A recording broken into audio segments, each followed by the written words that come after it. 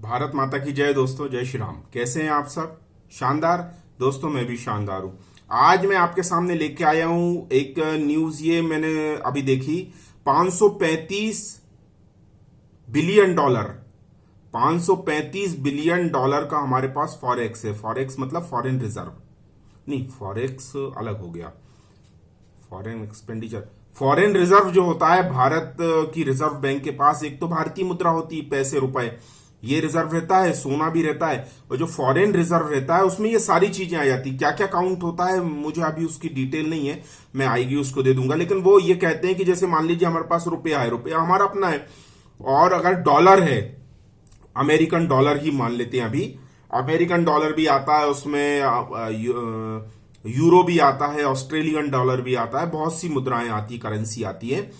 भारत छोड़ के जितनी भी करेंसी अगर हमारे पास है, भारतीय रिजर्व बैंक के पास है, तो वो सब फॉरेन रिजर्व में आएंगी। ये 535 बिलियन डॉलर का है। ये अभी तक के सामान्य से डबल है, और जितने भी समय हो गए उसमें सबसे ज्यादा है। तो दोस्तों, ये एक बड़ा पॉजिटिव साइन है भारत के रिजर्व का, फॉरेन रिजर्व का भारत के पास सबसे ज्यादा है। तो इसका रीजन क्या हो सकता है? इसका रीजन क्या हो सकता है? सीधी सी बात है कि जो लॉकडाउन लगा था उसमें लोग घरों से निकले ही नहीं है, तो लोगों ने ना गाड़ी चलाई, ना कार चलाई, बाइक चलाई, ना कोई बड़े ट्रांसपोर्ट चले, बस ट्रक वगैरह, सब पहिया जाम था। बहुत कम जो डिलीवरी हुई होंगी वो ट्रक वगैरह से कुछ एक हुई होंगी, जरूरी वाली दवाई, दूध, ये चीज। और रेलवे में भी चले होंगे तो गुड्स ट्रेन चली होंगी, बहुत कम जो जरूरी चीजों की। बाकी पूरी रेलवे भी बंद हो गई थी, और सड़कें तो बंद हो ही गई थी ऑब्वियसली। मैं खुद लगभग 78 दिन तक तो मैंने अपना चौराहा ही नहीं देखा था, और जरूरत भी नहीं ना देखने की। दूध, फल, सब्जी जो है वो घर के दरवाजे पे मिल जा रही है। फिर जो गवर्नमेंट ने प्रिकॉशंस दिए थे, सावधानियां बरतने की जरूरत बताई थी, तो वो सारे सावधानियां ली गई। और स्वस्थ रहना भी एक बहुत बड़ी संपदा है। देश, यदि एक व्यक्ति स्वस्थ रहता है, समाज स्वस्थ रहता है, शहर स्वस्थ रहता है, तो आप मानिए कि जो देश है वो भी बहुत स्वस्थ रहता है, हेल्दी रहता है। और हेल्दी व्यक्ति ही बहुत सा पैसा कमा के दे सकता है। व्यक्ति जब पैसे कमाते हैं तो वो उनके ही अपने बैंक में रहेगा, लेकिन अगर हम बैंकों में भी पैसा रखते हैं तो वो भारत सरकार का ही पैसा काउंट होता है। यानी ऐसा नहीं है कि हमारे पैसे हमारे नहीं रहेंगे, वो हमारे ही रहेंगे, लेकिन सारे भारतीयों के जितने पैसे होंगे वो सारे मिलके भारत सरकार की कमाई कहलाती है। तो यहां एक चीज मैं ये कहना चाहूंगा कि चाहे मैंने एक बार पहले सोशल मीडिया पे कहा था, यूट्यूब पे तो नहीं कहा है मैंने, शायद व्हाट्सएप वगैरह पे या ट्विटर पे कहा था मैंने एक बार, कि भारत की महिलाओं को, जनरली पुरुषों में तो सोने का लोभ होता है, मोह होता भी है। मैंने देखे कुछ लोग बड़ी बड़ी मोटी मोटी चेन पहन के रहते हैं, सारी 8-10 उंगलियों में भी अंगूठी पहनना पसंद करते हैं। लेकिन ऐसा एक थ्योरी भी, एक थीसिस भी हुई थी, उसमें यह मालूम चला था कि दुनिया भर में भारतीय महिलाओं का सबसे ज्यादा है सोने का प्रेम। भारतीय गोल्ड लवर जो है वो भारतीय महिलाएं सबसे ज्यादा है। और मध्यम वर्ग हो चाहे कैसा भी वर्ग हो, सोने से आसक्ति कहूंगा मैं, सोने का प्रेम थोड़ा सा आगे 1-2 स्टेप बढ़ जाता है तो आसक्ति भी हो जाता है।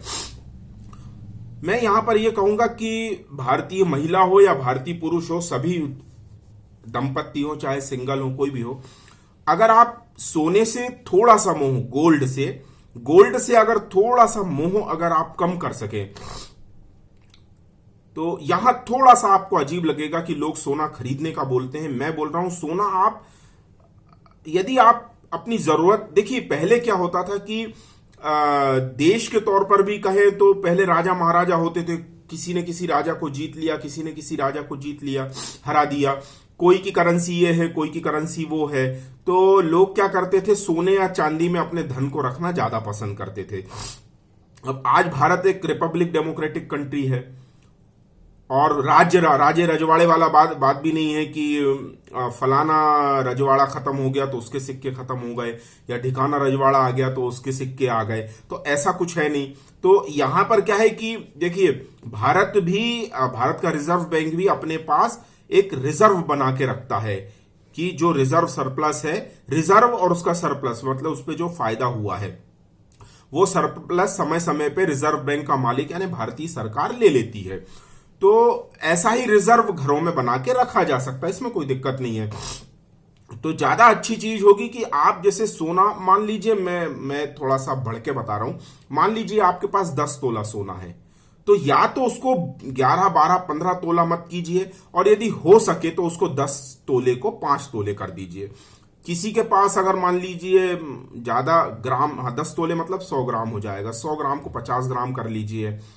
और किसी के पास ज्यादा, किसी व्यवसायी अगर है तो व्यवसायियों के लिए थोड़ा सा ये रहेगा कि उनसे मैं ये आग्रह करूंगा कि वो तो खैर समझदार होते ही हैं, लोन, गोल्ड लोन वगैरह ज्यादा देते हैं, उनसे ये आग्रह होगा कि आप रेट ऑफ इंटरेस्ट कम कर दीजिए। गोल्ड पे अगर कोई व्यक्ति लोन लेने आता है शॉर्ट टर्म या लॉन्ग टर्म, गोल्ड पे जनरली शॉर्ट टर्म ही लोन होते हैं, 1-2 महीने, साल या 2 साल का, तो आप प्लीज उनसे थोड़ा सा रेट ऑफ इंटरेस्ट कम लीजिए। ये आपका ना बहुत बड़ा कंट्रीब्यूशन होगा देश की कैपिटल को बनाने में।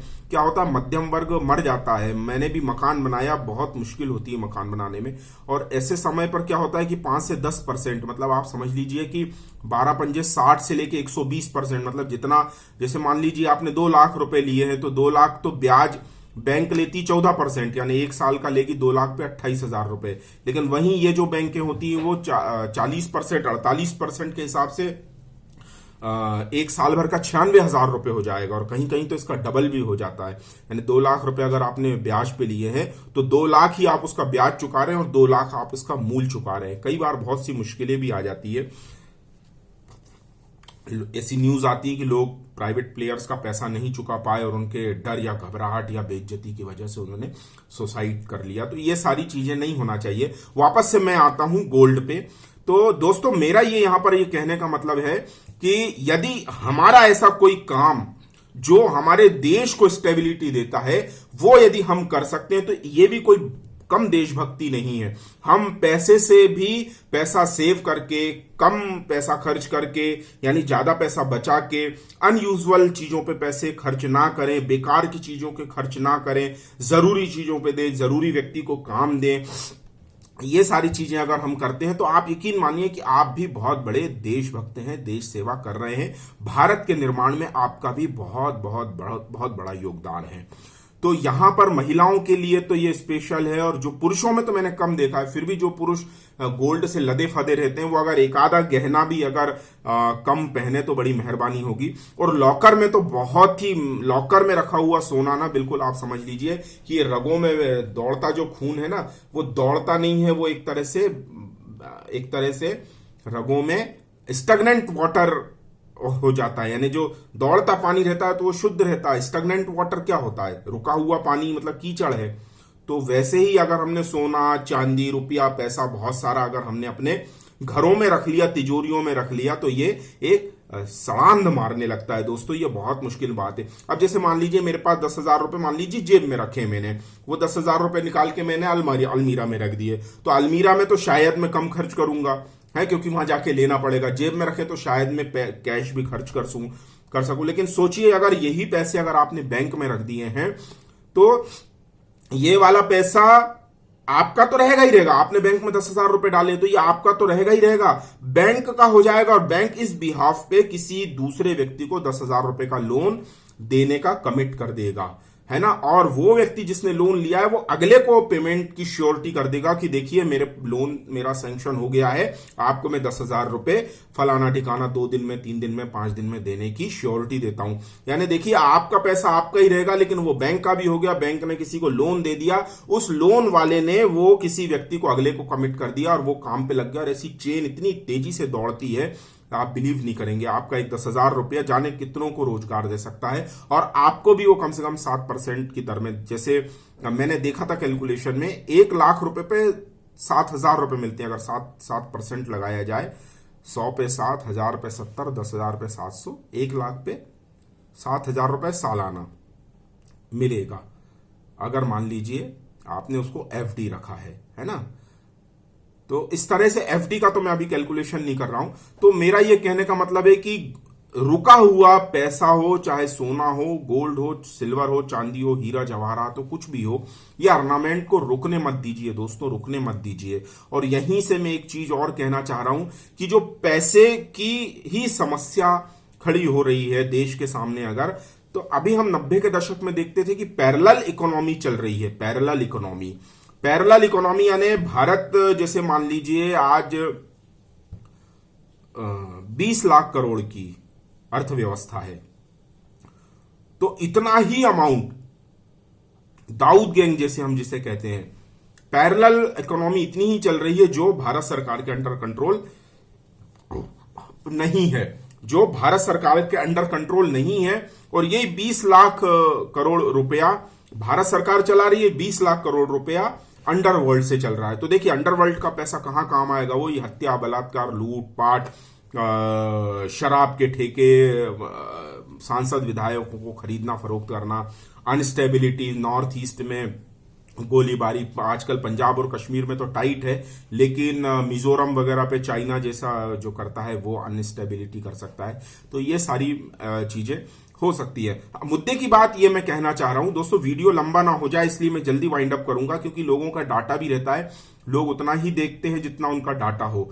तो यहां पर यह कहना चाह रहा हूं मैं कि अभी देखिए 3 चीजें आप नोट कर लीजिए, फिल्म, क्रिकेट और संगीत। फिल्मों से आपने देखा सुशांत सिंह राजपूत को हम डे 1 से जस्टिस फॉर सुशांत और वॉरियर्स फॉर एसएसआर ये ट्रेंड चला रहे हैं, और बहुत जल्द रिया चक्रवर्ती, महेश भट्ट और सलमान खान जैसों की गैंग जो भी है, सब गैंग सामने आएगी। ईडी इन्फोर्समेंट डायरेक्टरेट भी आ गया है और सीबीआई की इंक्वायरी भी लगा दी है। तो फिल्म पे जो पैसा लगाया जाता है वो अंडरवर्ल्ड का, नंबर 2 का जो अनअकाउंटेड मनी है वो।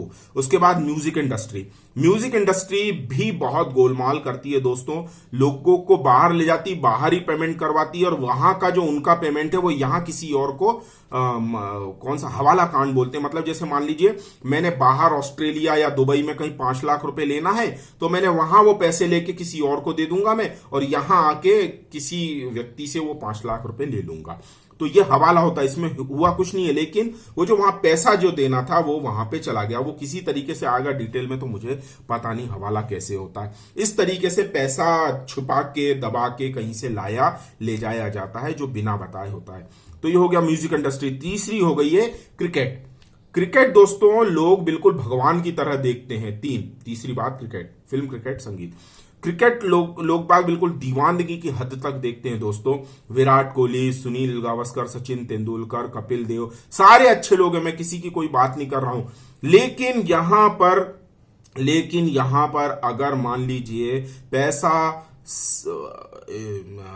यूएई, यूनाइटेड अरब अमीरात, दुबई और ऐसे मिडिल ईस्ट से जहां से भारत को अनस्टेबल किया जा सकता है या किया जाता है, ऐसा पैसा चेन बना के आ रहा है, ऐसी जगह जहां पे वो नहीं लगता है, क्या बोलते हैं, टैक्स नहीं लगता, टैक्स हेवन होती है कई कंट्रीज, दुबई जैसी, वहां आप जैसे मान लीजिए 10 करोड़ रुपए कमाते तो वहां आपको टैक्स नहीं देना है। भारत में तो आपको 10 करोड़ अगर किसी कंपनी ने कमाए हैं तो शुद्ध रूप से अगर 30% बोले तो 3 करोड़ रुपए उसको टैक्स देना पड़ेंगे। 10 करोड़ छोटा मोटा अमाउंट बोल रहा हूं मैं।